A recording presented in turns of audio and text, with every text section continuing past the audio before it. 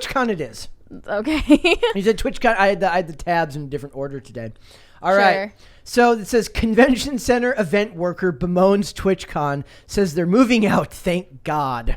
Do you want to tell everybody what was going on? Yeah. Can we play the video of this convention worker talking about the Twitchcon attendees and how socially inept they are? I got to make sure that is it this one right here, security lady? Yeah. Let's see if the audio works here with our new setup. This is Twitchcon and they're moving out, thank God. Oh, thank God. What happened? It was these people that come to this thing were so verbally abused us. Oh, what? Yeah, they were terrible. Really? Because I just think they don't have any social skills. And Oh. When you tell them, I'm sorry, you can't up the down escalator, they're like, well, why not? And I'm like, because you're going to get killed. What? Cussed us out. Really? So I looked, and then I work at the ballpark too, and then we had a concert over there. Some people paid for it and some didn't, so it was embedded. Right. And they just, Oh my God. staff, they just killed us practically. Wow. And it was, that sucks. It's like this entitled thing going on, you know? Oh. Yeah. Oh, sorry. I like how over the top and verbose the guy's like. I know. Really? They went down the up escalator? TwitchCon attendees are socially inept? And entitled? Really? You are kidding me. No way.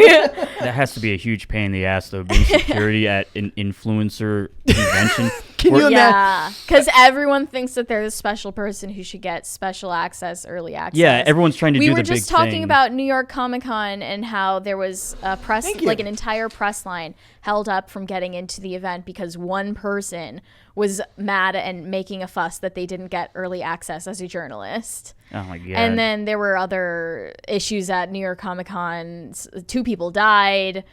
The one person who died inside the venue, he was having a seizure and people were just taking pictures of him, not helping him. Have you noticed, paramedics took their sweet time getting to him? Yeah, the paramedics took their time and didn't want to cause a fuss while somebody had seizures. Yeah, we don't want panic. Yes. I guess their reasoning is they don't want people to just start charging the doors, but I don't think that would happen anyway. They just announced someone's having a seizure, move aside, do not race towards the doors, this is not an emergency. I can't think of many places in the world I would like to be less than at a TwitchCon or any type of influencer what is convention. For you there? Literally nothing. That's the definition of it was not made for you. Yeah, I was not made for me. And then all. Trainwrecks TV commented on this video saying the entire event is a circle jerk of insecure, corrupt losers trying to relive high school how they think it should have went. The good guys of Twitch are mostly selfish, greedy, behind closed doors, and it shows from their vocal minority part of their communities. There's somebody was talking recently, said there's nobody meaner to you than a geek who got beat up in high school who gets any sense of power because they don't relent. Is that TwitchCon attendees? I don't know if that's TwitchCon attendees, but that's definitely true of people in the comic sphere who if they grew up a nerd. And just imagine though, you're part of this hobby that was basically looked down upon by jocks and the cool people in high school in the 70s and 80s, and now they have to watch as those same people who became finance bros and corporate executives are now making a ton of money off the stuff they made fun of you for when you were in high school. Yeah, right. Which leads them to be mean and angry and very, very. They will not let up, and it's what we talked about earlier. I was mentioning is have you ever noticed this weird fascination they have with physical violence?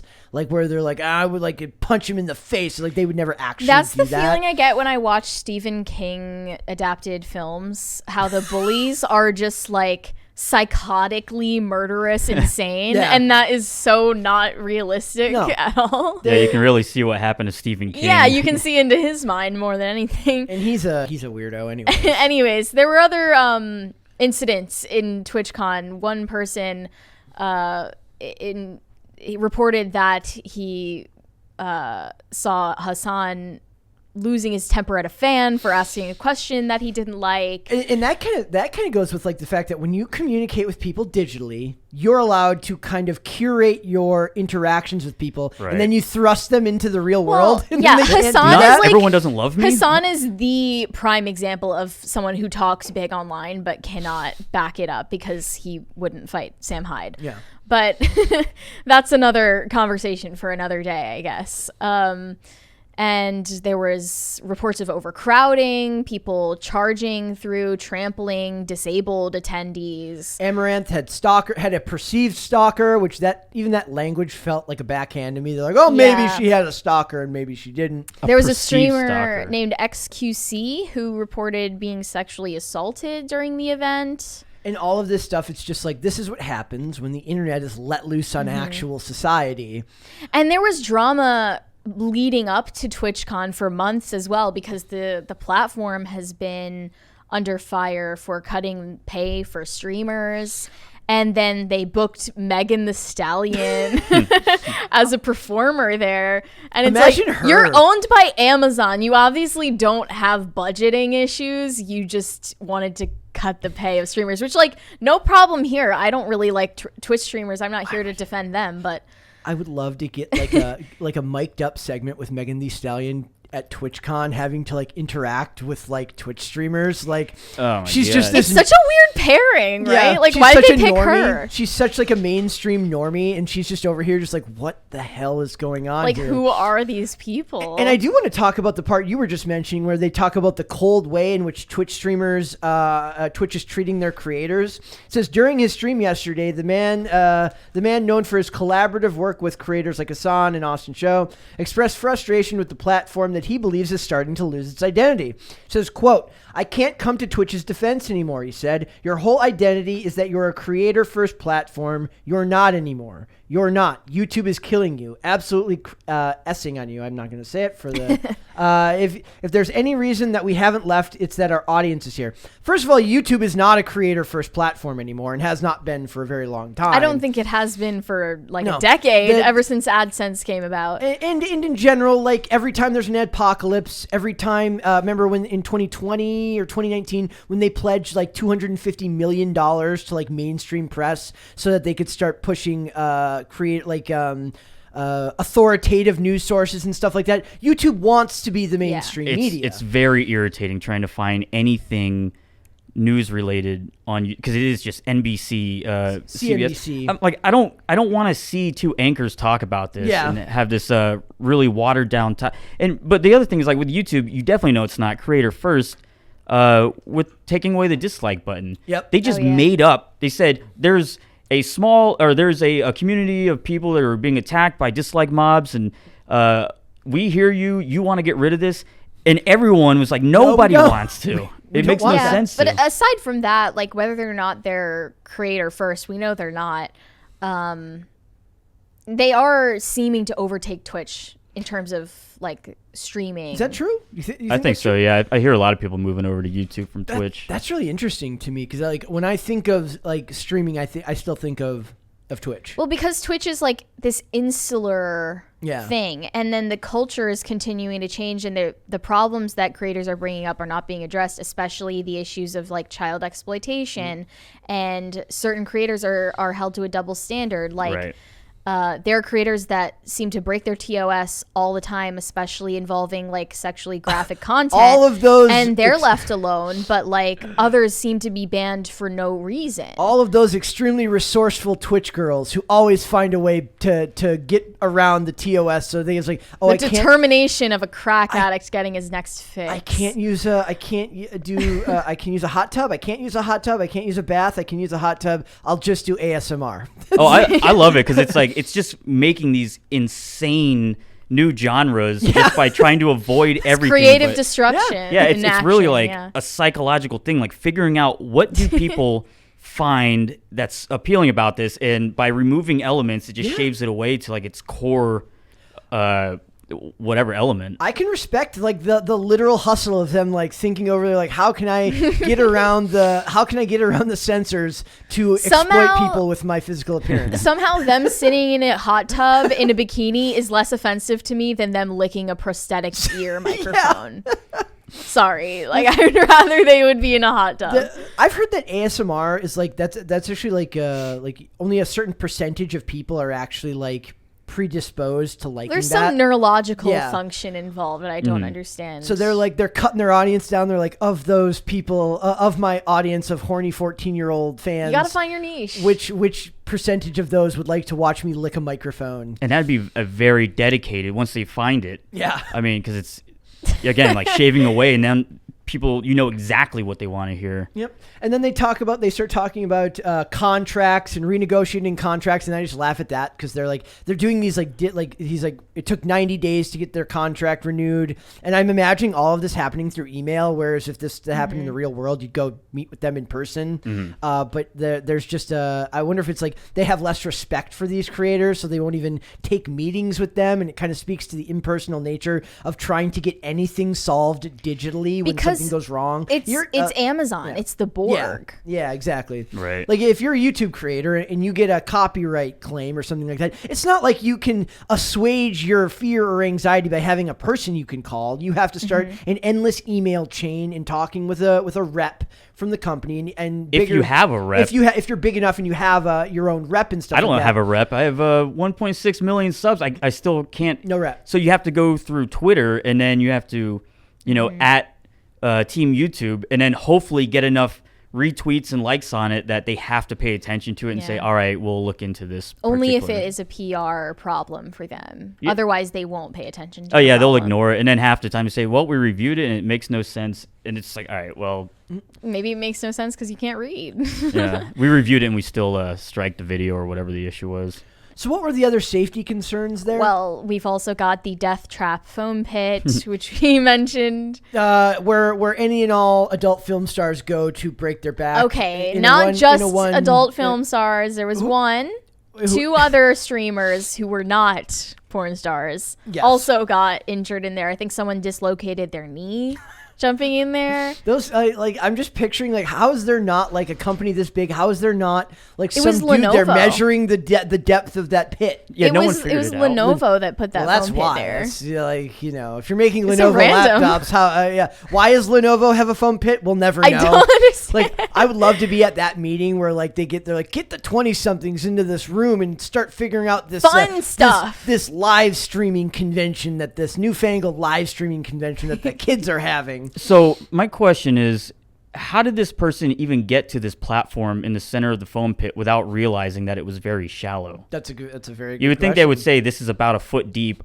and I bet they did, and they still didn't realize that what they were doing is going to cause them to hit the ground. This is very metaphorically rich, actually. Yes. She got that far in her career and didn't realize how shallow it was. But the thing is, until she risked her life. The smart ones, the smart women in that industry are just going over to streaming. They're making more than enough money through that and through OnlyFans, where they don't have to actually interact with anyone. They have to use the industry, I'm guessing, as like a launching point to use those corporations as a way. That's to what get Mia their- Khalifa did, where she went from streaming to TikTok. She's a hilarious to dumpster OnlyFans. fire to watch talk.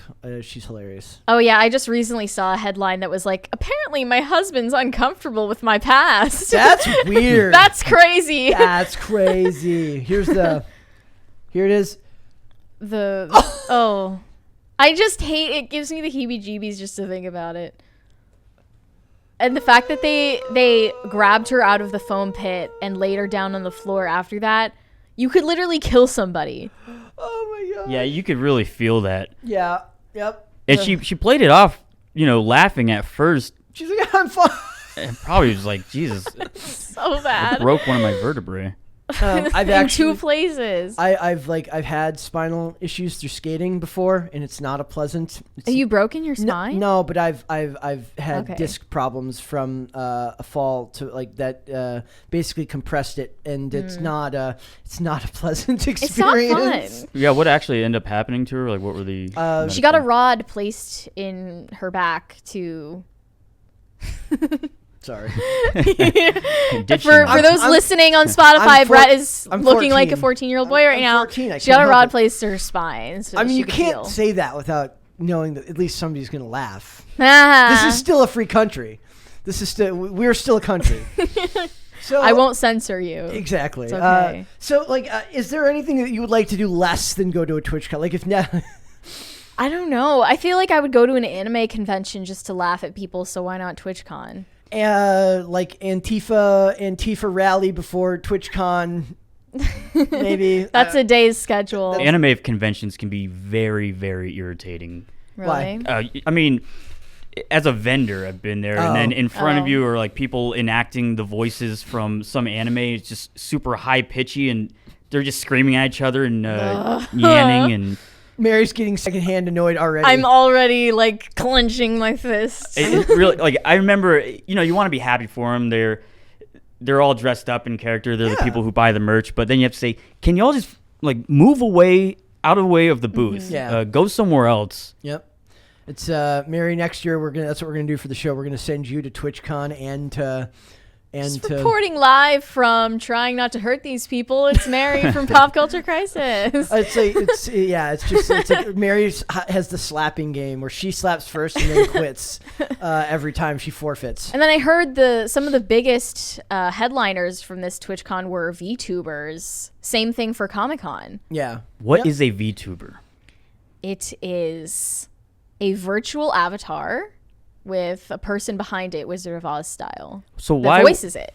If they're already there acting and they're already filming themselves and it's using like face mask, why don't they just use I their think face? they're doing it remotely though. Oh. Okay. If I'm not mistaken, because if they were there, like I would be too tempted to just like pull back the curtain and be like, "Ha!"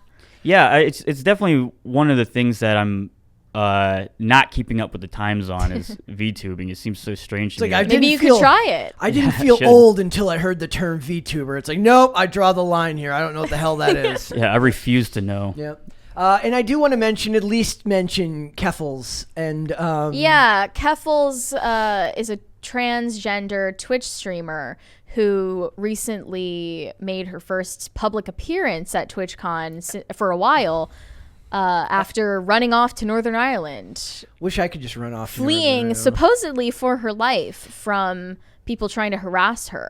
Because of her takedown of Kiwi Farms. Yes. So this is the person this was the architect behind Kiwi Farms getting taken down. It's now back up again. I but watched. Cloudflare took it down. They found some other way to get back up, and there was also an alternative one throughout. Okay. I watched about an hour total of the video. The Destiny video. Keffels Manifesto is what he called it, I believe. It just ends up being just one of the most like he's telling all these stories about the different people involved, and all I feel is like a profound sense of sadness for how like hard the lives were of some of the people involved in these stories. That were basically there was a lot of there was 3 different people who committed they ended their own lives that were attributed to being because of Kiwi Farms.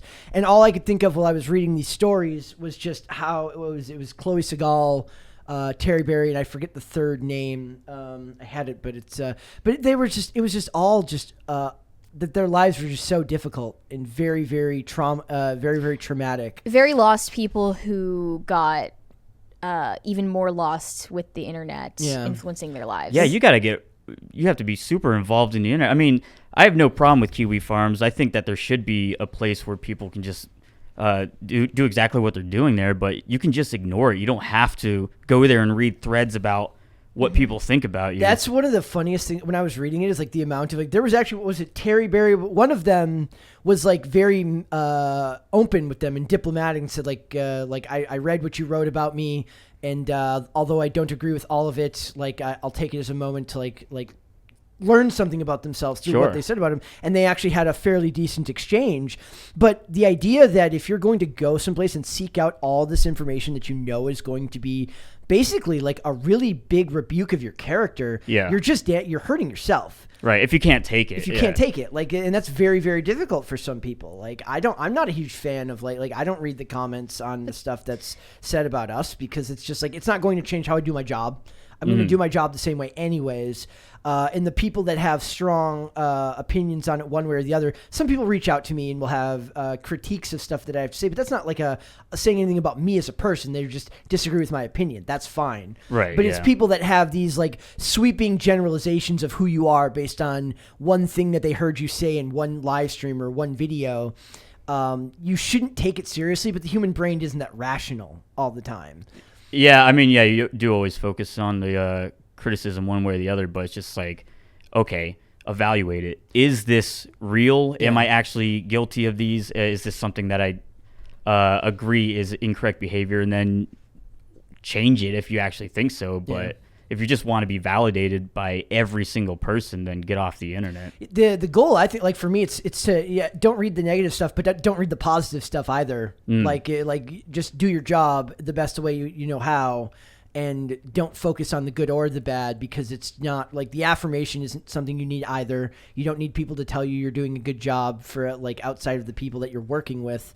I don't need that validation from people. Yeah, you'll start molding your craft based around what you think is going to appeal to the audience that is already commenting. And the only time people really comment on something is, I mean, not really, it's never the people who fully enjoy it. They just want to be heard. So it's usually people who are opinionated in the first place. Yeah. Or they're giving support, but... Oh, it's always interesting. Sometimes then you'll hear somebody like that says something really negative about you, and then you respond politely and like, "Oh, crazy! I just wanted to be heard." Yeah, it happens on Twitter all the time. Yeah. They'll just the most vile thing, and then you go, "Hey, what's all this coming from?" Like, "Oh my God, you actually respond. I love your stuff." Like, and then what do you expect to say that? Only in the internet age is that a thing. That there's no human analog to that in the real world, is there? Like, is there a real world version of that? Like, when people talk about you behind your back and they don't expect you to mention it to them. Like going That's to the analog. To a baseball game and like you suck, number 9, and number 9's like, hey man, chill out. I love you, man. Like if that happens, I've never seen it. Maybe hecklers in a comedy. Oh, because that happens sometimes where people just want to be heard, but maybe not the exact same way. But yeah, like it's kind of like they're there, like, right. Especially if it's like if you're the headliner and you're getting heckled, meaning that they came there likely to see you. Exactly. Yeah.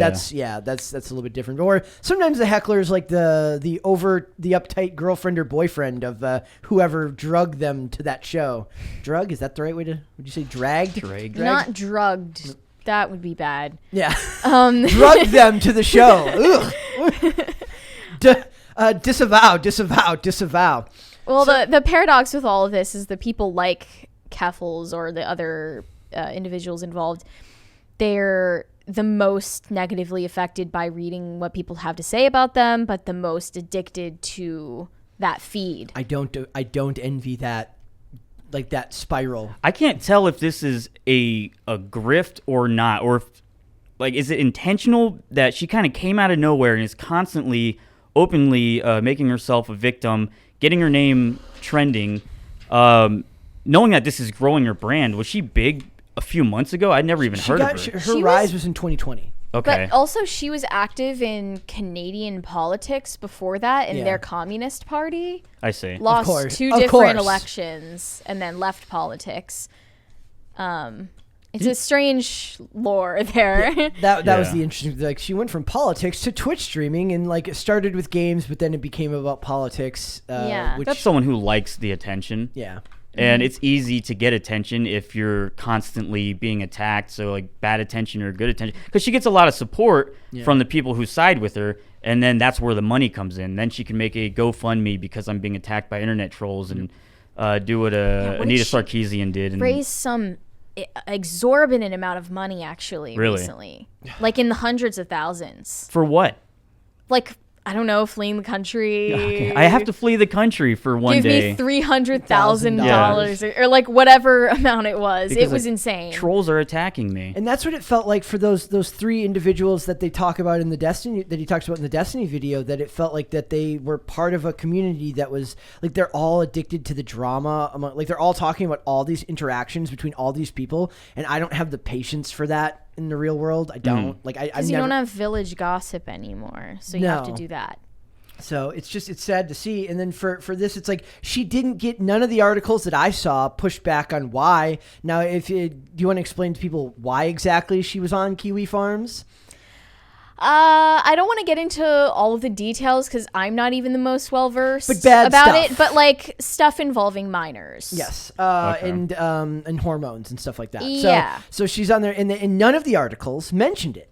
Funnily enough. It's anybody watching this show likely knows that the media runs cover, so nobody holds anyone to account. NBC News Yeah. covered this situation, and the way they framed it was like, this streamer is just inexplicably getting thousands of people hating on them For no being reason. trans. Right. It's like when that like just doesn't happen. It's like when Bill Burr talked about the Rihanna and Chris Brown situation. He's like, do you think that he just decided to just hit her out of nowhere? Do you think maybe they were in the middle of some epic end of the relationship fight and she was saying some crazy shit and he finally like, was like, Not that excuses it. No, it doesn't. But I'm saying that there is precipitating event. Like, there are events that lead up to these things that they're just like, and then out of nowhere, a bunch of people just decided they didn't like her and then started to send her evil messages and doxed her Because they're evil. Because they're evil And they're bots and they're trolls. I see her on Twitter all the time praising people getting deplatformed and their accounts getting suspended. I think Destiny got suspended off Twitter. I'm not really sure. Oh, wow. I don't know if that was something she did, but she definitely has